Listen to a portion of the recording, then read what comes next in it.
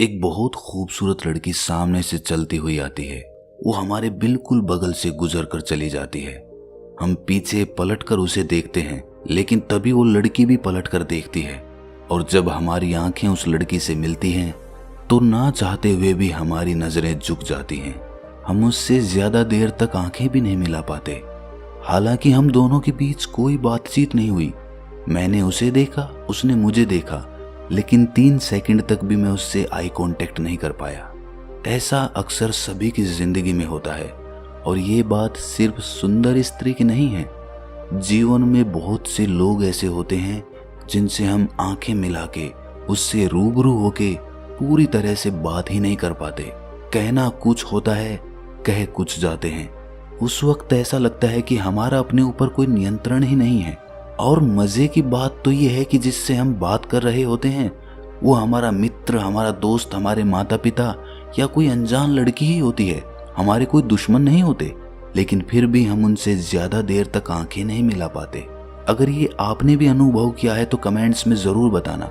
आज की जो बोध कहानी मैं आपको सुनाने वाला हूँ उसमें आपको इसका कारण और निवारण दोनों पता चलेंगे कि ऐसा होता क्यों है और ऐसा होने से खुद को कैसे रोकें। इससे पहले कि आप इस कहानी में खो जाएं, इस चैनल को सब्सक्राइब जरूर कर लें। तो चलिए कहानी शुरू करते हैं। वर्षा ऋतु समाप्त होने के 2 हफ्ते बाद एक बहुत ही सुंदर स्त्री बुद्ध से मिलने के लिए आई। वो 2 सफेद घोड़े वाले एक सफेद रथ पर सवार थी और उसके साथ 16 वर्ष की आयु के आसपास का एक युवक भी था। उसकी वेशभूषा तथा चाल ढाल सर्वथा सुरुचिपूर्ण और गरिमापूर्ण थी। उसने आकर एक युवा भिक्षु से अनुरोध किया कि मुझे बुद्ध की कुटिया तक ले चलिए। जब वे कुटिया में पहुंचे तो बुद्ध चलित ध्यान करके लौटे नहीं थे। उस भिक्षु ने उन लोगों को बुद्ध की कुटिया के आगे रखी 2 कुर्सियों पर बैठा दिया। थोड़ी देर बाद बुद्ध भी वहां पर पहुंच गए। उनके साथ उनके 3 शिष्य भी थे। बुद्ध को देखकर वो स्त्री और वो युवक सम्मान पूर्वक उठे और बुद्ध को सादर नमन किया। बुद्ध उन्हें बैठने का अनुरोध करते हुए खुद तीसरी कुर्सी पर बैठ गए। वो समझ गए थे कि वो स्त्री आम्रपाली और वो युवक राजा बिंबिसार और आम्रपाली का पुत्र जीवक है। वहीं पर बुद्ध का एक शिष्य कालूदई भी खड़ा हुआ था। कालूदई ने अपने जीवन में इतनी सुंदर महिला कभी नहीं देखी थी। उसने अभी 1 महीने पहले ही भिक्षु की प्रवज्जा ली थी और उसे समझ नहीं आ रहा था कि किसी भिक्षु को ऐसी परम सुंदरी की ओर देखना भी चाहिए या नहीं। आखिरकार उसने अपनी आंखें नीची कर ली। बाकी शिष्यों की भी यही स्थिति हुई। कालूदई कभी आम्रपाली को देखते तो कभी बुद्ध को देखते। वो देख रहे थे कि बुद्ध की दृष्टि कितनी सहज और सौम्य है। उनका मुखमंडल चंद्रमा की भांति शांत और सुंदर था। उनकी दृष्टि कृपापूर्ण और स्पष्ट थी। कालूदई को अनुभव हुआ कि बुद्ध की संतुष्टि, सहज और आनंद भावना उनके अपने हृदय में सीधी प्रवेश हो गई थी। दूसरी ओर आम्रपाली भी बुद्ध की आंखों में आंखें डालकर देख रही थी। जिस प्रकार बुद्ध उसे निर्विकार भाव से देख रहे थे, उस दृष्टि से उसे आज तक किसी ने नहीं देखा था। जहां तक उसे याद है, लोग उसे देखकर उलझन में पड़ जाते थे या फिर उनकी आंखों में इच्छा झांक रही होती थी। बुद्ध तो उसे इस प्रकार देख रहे थे जैसे किसी मेघ या सरिता या पुष्प को देखते थे। आम्रपाली को लग रहा था कि वो गहरे में झांक कर उसके हृदय के विचारों को भी समझ लेंगे। उसने हाथ जोड़कर अपना और अपने पुत्र का परिचय दिया। मैं आम्रपाली हूँ और ये मेरा पुत्र जीवक है जो चिकित्सक बनने के लिए पढ़ाई कर रहा है।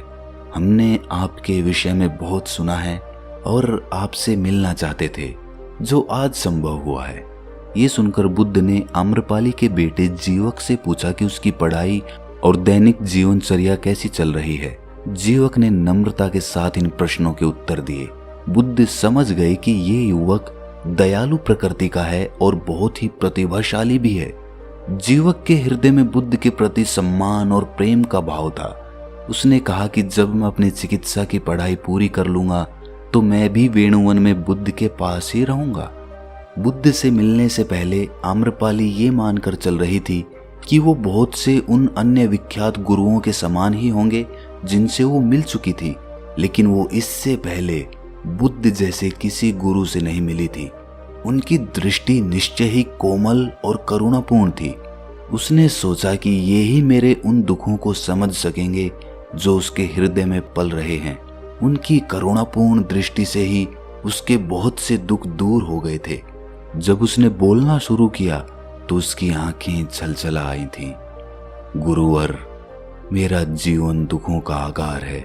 यद्यपि मेरे पास धन संपदा की कोई कमी नहीं है और अभी तक किसी वस्तु की आकांक्षा अतृप्त नहीं रही है, फिर भी आज का दिन मेरे जीवन का सर्वाधिक उल्लास का दिन है।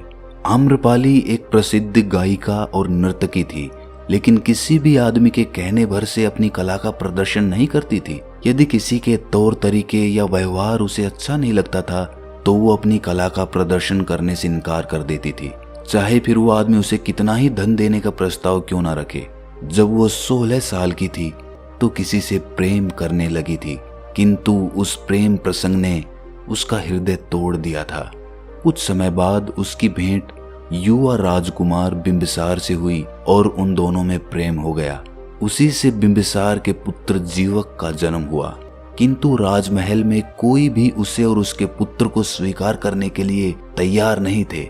महल के लोगों ने ये अफवाह उड़ा रखी थी कि वो लड़का अनाथ है जिसे राजकुमार सड़क के कूड़े के ढेर से उठाकर लाए थे। इन आरोपों से आम्रपाली के हृदय को बहुत आघात लगा। राजमहल में उसे द्वेष और घृणा से भरे अपमान के घूंट पीने पड़ते थे। शीघ्र ही उसने समझ लिया कि उसे स्वतंत्र रहना है और अपनी स्वतंत्रता की पूर्ण शक्ति से रक्षा करनी है। उसने राजा बिंबिसार से बिना शादी उस महल में रहना अस्वीकार कर दिया और प्रण किया कि वो अपनी व्यक्तिगत स्वतंत्रता किसी भी कीमत पर नहीं खोएगी। बुद्ध ने सहजता पूर्वक उससे कहा, किसी दूसरी वस्तु के समान सुंदरता भी आती है और चली जाती है। ख्याति और धन संपदा भी इसी प्रकार आनी जानी होती है। ध्यान साधना करने से जो शांति, हर्ष और स्वतंत्रता प्राप्त होती है, उसी से सच्चा आनंद प्राप्त होता है। आम्रपाली, इस जीवन के जो क्षण बचे हैं उनको जियो और उनका पूरा ख्याल रखो। अपने व्यक्तित्व को बुलावे में अथवा निरर्थक आमोद प्रमोद में नष्ट मत करो। ये बात सबसे महत्वपूर्ण है। बुद्ध ने आम्रपाली को बताया कि उसे अपना दैनिक जीवन नई विधि के अनुसार कैसे व्यवस्थित करना है। प्राणायाम करो, ध्यान में बैठो, सचेतनता की भावना से काम करो और पंचशीलों के पालन का अभ्यास करो। इन मूल्यवान शिक्षाओं को पाकर वो बहुत खुश थी। वहां से विदा होने से पहले उसने कहा, वैशाली नगर के बाहर मेरे अधिकार में एक आम्रवन है जो शीतल भी है और शांतिपूर्ण भी है। मैं आशा करती हूँ कि आप और आपके भिक्षु वहां कभी पधारने की कृपा करेंगे। यदि ऐसा हो सका तो ये मेरे और मेरे पुत्र के लिए बहुत ही सम्मान की बात होगी।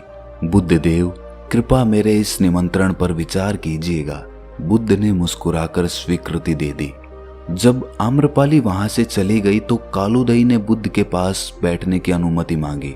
बाकी 2 शिष्य भी दूसरी कुर्सियों पर बैठ गए।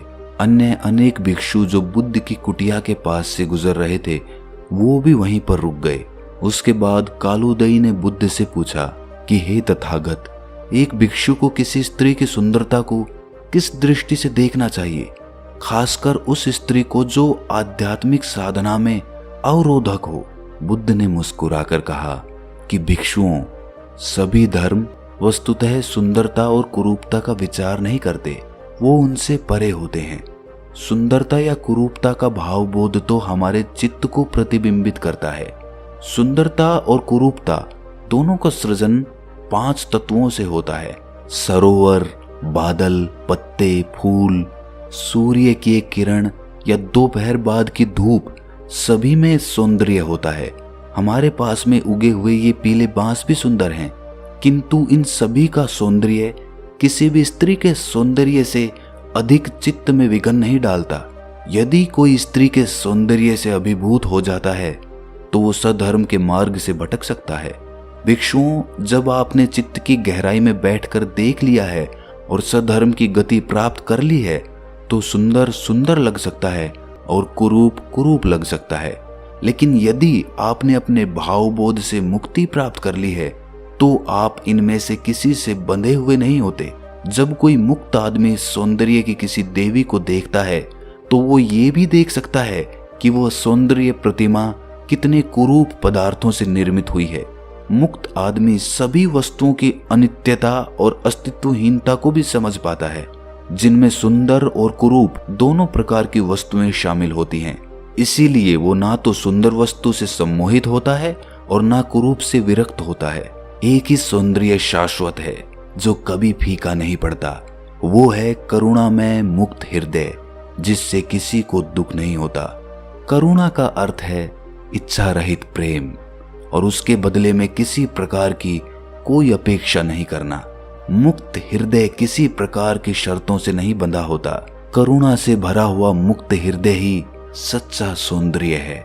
जब भी हम किसी सुंदर स्त्री की आंखों में आंखें डालकर देखते हैं तो हमारे मन में उसके प्रति अनेक प्रकार के भाव होते हैं, और जब हम उसकी आंखों में देख रहे होते हैं तो कहीं ना कहीं हमारे मन को ऐसा लगता है कि कहीं वो इंसान हमारे मन के भावों को ताड़ ना ले।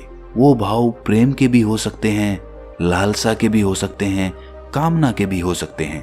अगर आपके मन में उस सौंदर्य के प्रति सिर्फ करुणा का भाव जागृत होता है तो आपका मन किसी भी भाव को छुपाने का अभिनय नहीं करेगा, क्योंकि करुणा का अर्थ है इच्छा रहित प्रेम, और वो प्रेम आपकी आंखों से झलकता है।